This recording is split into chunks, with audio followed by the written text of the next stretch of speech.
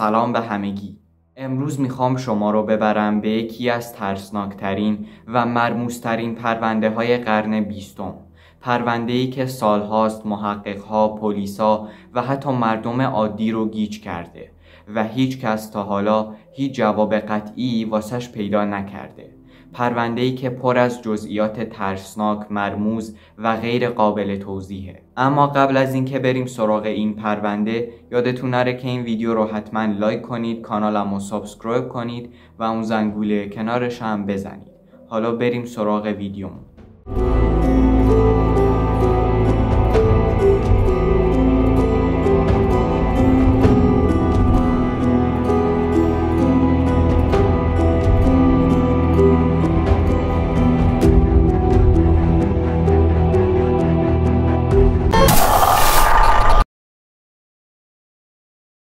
ماجرا از جایی شروع میشه که توی سال 1959 9 نفر از بهترین کوهنوردهای روسیه به رهبری یه مرد به اسم ایگور دیاتلوف راهی کوههای اورال شدن. ولی هیچ کس فکرشو نمی‌کرد که این سفر قرار تبدیل بشه به یکی از عجیبترین تراژدی‌های تاریخ. چند هفته گذشت اما هیچ خبری ازشون پیدا نشد. در نهایت تیم‌های جستجوی اجساد جسدهای اونا رو پیدا کردن، اما نه مثل یه حادثه عادی. جسدها به طرز وحشتناکی توی شرایطی بودن که انگار خودشون به سمت مرگ دویده بودن. بعضی از اون اجساد لباسهای مناسب نداشتن، بعضیاشون استخوناشون شکسته بود و حتی یه دونشون بدون زبون بود، یعنی زبونش بریده شده بود. و خب چرا باید اون کوهنوردای حرفه‌ای نصف شب بیان چادرشون رو پاره کنن و به دل دمای منفی 30 درجه فرار کنن؟ این سوالیه که هیچ کس تا حالا هیچ جواب قطعی واسش پیدا نکرده. یکی از نکات عجیب این پرونده این بود که لباس 4 نفر از اعضای اون گروه و طبق گزارش ها کل گذرگاه دیتلوف آغشته به تشعشعات رادیواکتیو بوده. گفته میشه این 4 نفر دیرتر از بقیه اعضای گروه مردن.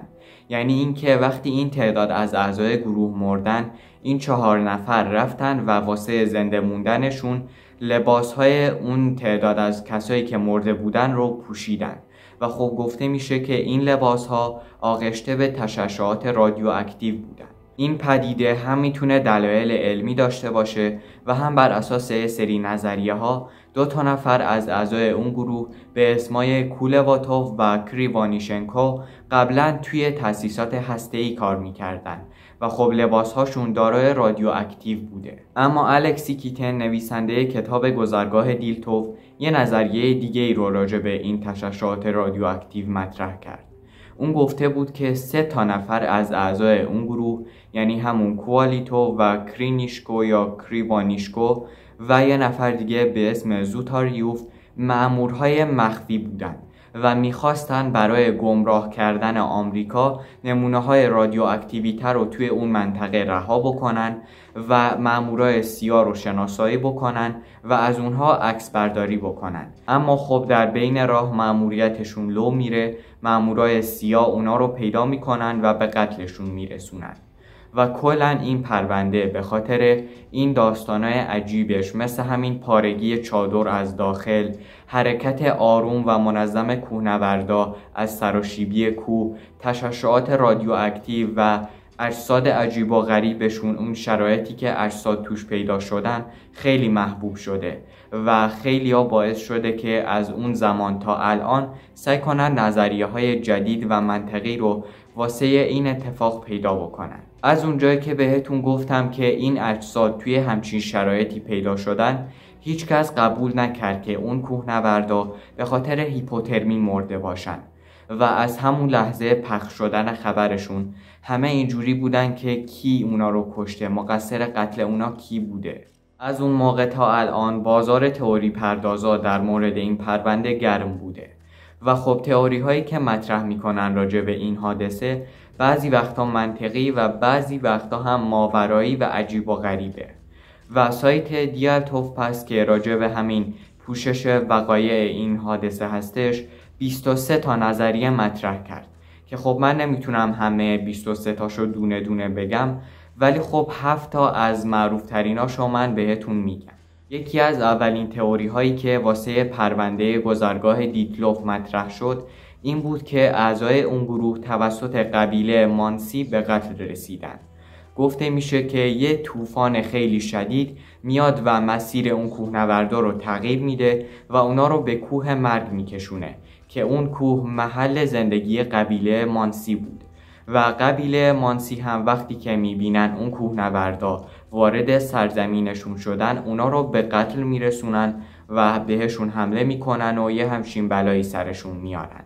یکی از شواهدی که این نظریه رو ثابت میکنه یه بنای نمادینی 200 ساله متعلق به قبیله مانسی ها هست که توی آینه قربانی کردن ازش استفاده میکنن و حتی توی عکسی که توی دوربین اعضای اون گروه پیدا شد به وضوح مشخصه که اون کوهنوردا وارد حریم محافظت شده قبیله مانسی هستن و خب شاید قبیله مانسی هم به خاطر ورود ناخوانده اونا باهاشون درگیر شدن و هر دو طرف با هم درگیر شدن که در نهایت اون کوهنوردا به قتل رسیدن. اگه عامل حادثه گذرگاه دیتلوف مانسی ها بوده باشن پس اونا کامل رد پاهای خودشون رو پاک کردن به خاطر اینکه توی اون محل هیچ رد پایی پیدا نشد و اینکه اعضای اون گروه چادرشون رو پاره کردن حتما به خاطر این بوده که متوجه شدن مانسی ها میخوان بهشون حمله کنن و میخواستن با این کارشون به سرعت فرار بکنن و اینکه از سراشیبی کوه هم خیلی آروم و به صورت منظم میرفتن پایین به خاطر این بوده که مانسی ها اونا رو تهدید کردن. اما خب در عوض یه سری شواهدی هم هست که این تئوری رو کامل رد میکنه واسمون. مثلا یکیش اینه که توی مدارک پزشکی قانونی هیچ آثاری از ضربات انسانی روی بدن اون اجساد پیدا نشد، یعنی اینکه هیچ آدمی به اونا صدمه نزده. و از طرف دیگه اینکه مانسی ها بخوان دونه دونه رد پاهای خودشون رو پاک کنن واقعا بعیده و یا حتی گفته میشه که اون بنای نمادینی که بهتون گفتم هم درسته، میگن 200 متر دورتر از چادر اون کوهنوردا بوده ولی مانسی ها از این بنا واسه قربانی کردن حیوونا استفاده میکنن و توی عکسی هم که ازش گرفته شده بالای اون بنا چند تا شاخ یه حیوانی دیده میشه و انگار که میخواستن یه حیوان قربانی بکنن نه هیچ آدمی. یه شخص به اسم والری از قبیله مانسی گفته بود که بازپرسای شوروی فکر میکردن که ما اونا رو کشتیم. خیلی از ماها دستگیر شدن و هفته ها مورد بازجویی قرار گرفتن. در نهایت مقامات شوروی نتونستن هیچ مدرک مجرمانه ای علیه ما پیدا بکنن و واسه همین به هلیکوپتر به سرزمین های ما اومدن تا واسه پیدا کردن بقیه اجساد از ما کمک بگیرن و به خاطر کمک ما بود که 4 تا دیگه از اسکیبازها پیدا شدن. واسه همین تئوری کشته شدن اون کوهنوردا توسط قبیله مانسی ها چند ساله که مردود اعلام شده، به خاطر اینکه میگن اگه واقعا مانسی ها اونا رو کشته بودن همون موقع باید همه‌شون رو مینداختن زندان، چون گفته میشه که اون موقع ها همه رو بدون بازجویی مرتباً اعدام میکردن. یکی دیگه از تئوری هایی که واسه این پرونده مطرح شد تئوری ریزش بهمن بود. ریزش بهمن که معمولاً توی جاهای خیلی سرد و توی یخبندانی ها اتفاق میفته یه جور طوفان برف هست، یعنی یه دفعه یه توده برف میاد برخورد میکنه، یه جور همون میشه اسمشو گذاشت طوفان برف و گفته میشه که عامل این اتفاق همین ریزش بهمن بوده و کوهنوردا به خاطر ریزش بهمن چادر رو پاره کردن و واسه همین بوده که بدون لباس مناسب و بدون آذوقه با همه چیشون رو ول کردن توی چادر و چادرشون رو پاره کردن و فرار کردن از ترس ریزش بهمن. هرچند که احتمال ریزش بهمن توی اون منطقه کمه و از طرفی هیچ گزارشی هم راجع به ریزش بهمن توی اون منطقه وجود نداره.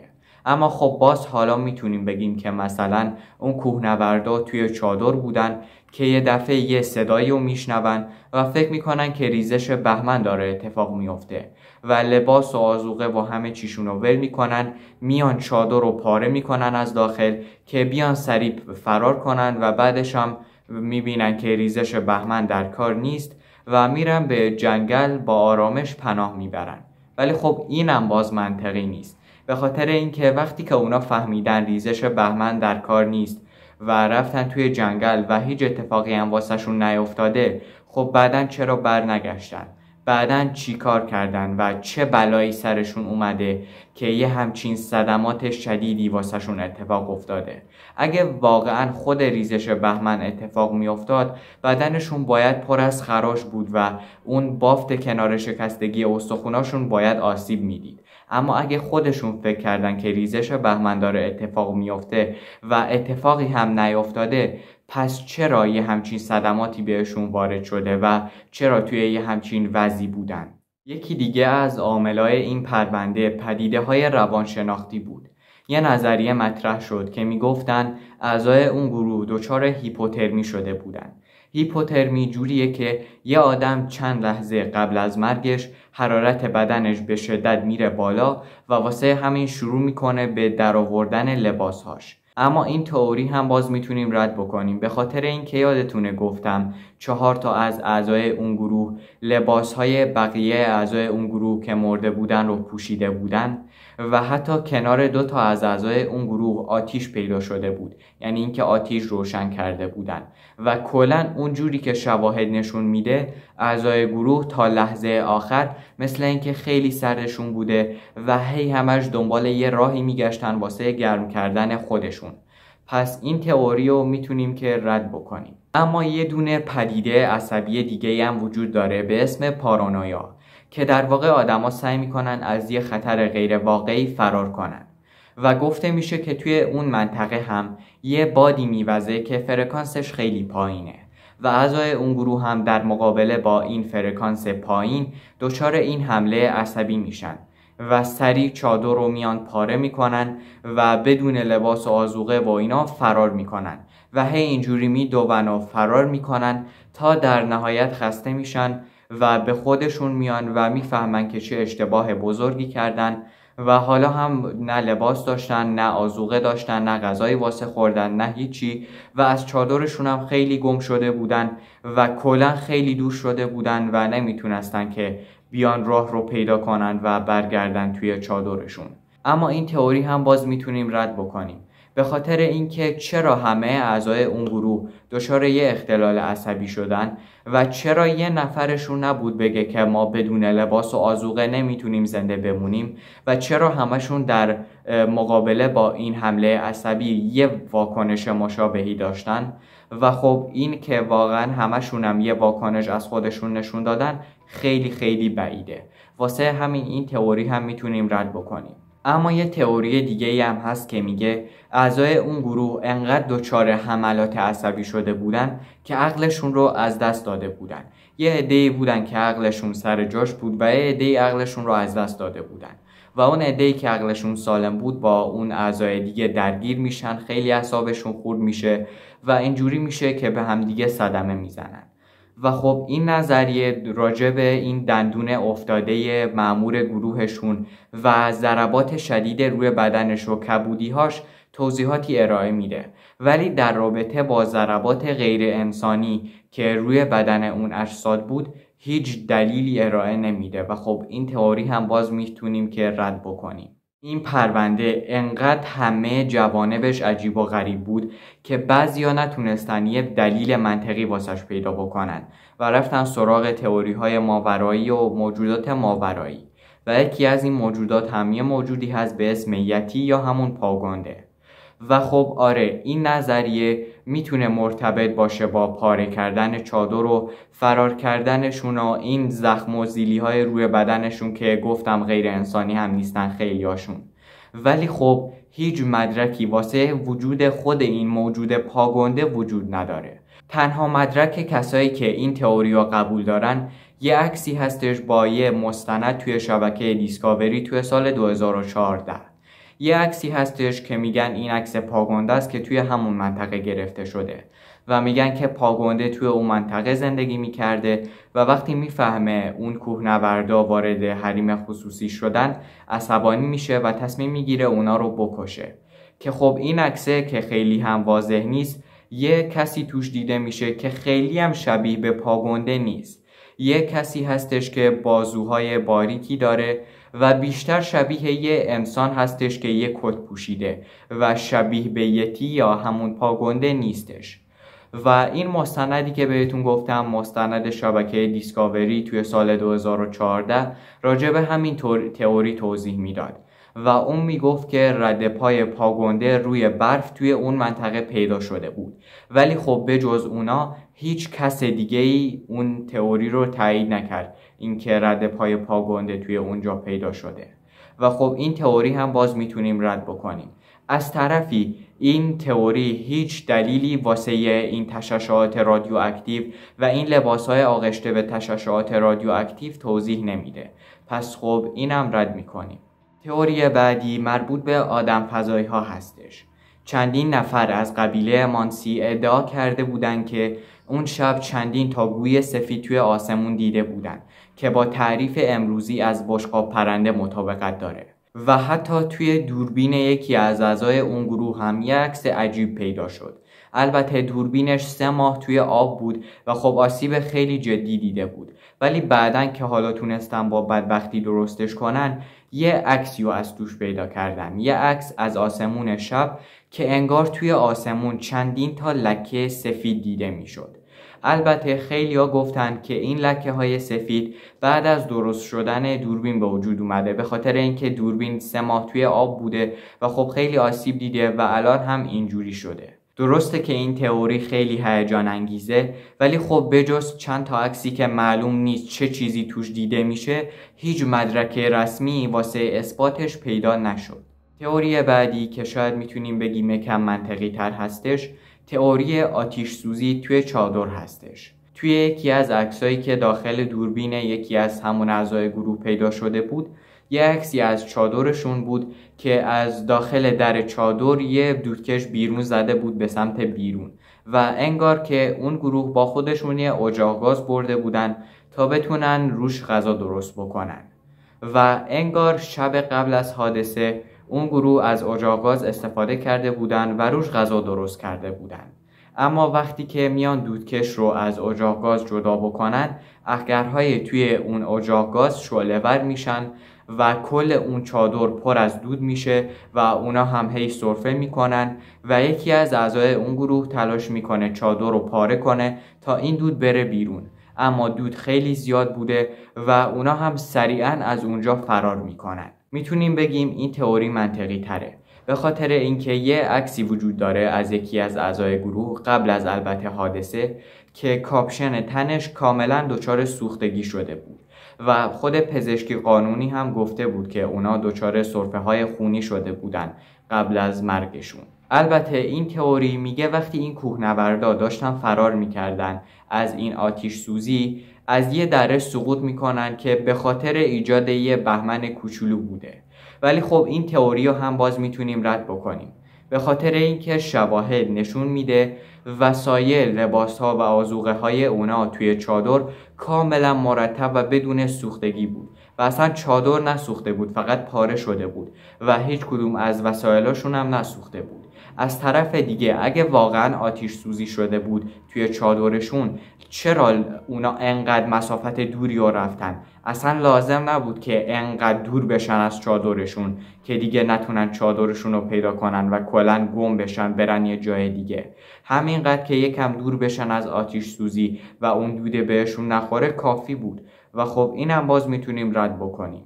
و اما تئوری آخر که خیلیا به این تئوری باور دارن، تئوری پنهانکاری حکومت شوروی هستش.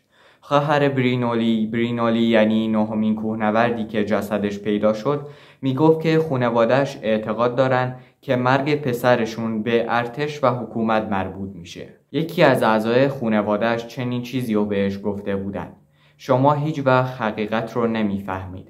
اگه اون موقع بهتون میگفتن که دهنتون رو ببندین، حتی واسه جون خودتون هم که شده بود سکوت میکردین. و خب بله، خیلی‌ها عقیده دارن که مرگ این اعضای گروه کوهنوردی به حکومت شوروی مربوط هستش و حتی یکی از اعضای گروه تجسس گفته بود که رد پای یک چکمه نظامی در کنار رد پای اون کوهنوردا بوده و انگار که یه شخص نظامی اون اعضای گروه رو به پایین کوه منتقل کرده بود و بعد اونجا هم ترتیبشون رو داده بود. از طرف دیگه این اتفاق توی زمان جنگ سرد افتاده و اون موقع دولت شوروی داشت سلاح‌های قدرتمندش رو توی مناطق دورافتاده امتحان می‌کرد و شاید یه بمبی چیزی شلیک کرده بودن و اون اعضای گروه هم وحشت کرده بودن و فرار کرده بودن. حتی طبق یک گزارش افراد نظامی به گذرگاه دیتلوف شلیک کرده بودن، یعنی همون محل سکونت کوهنوردا.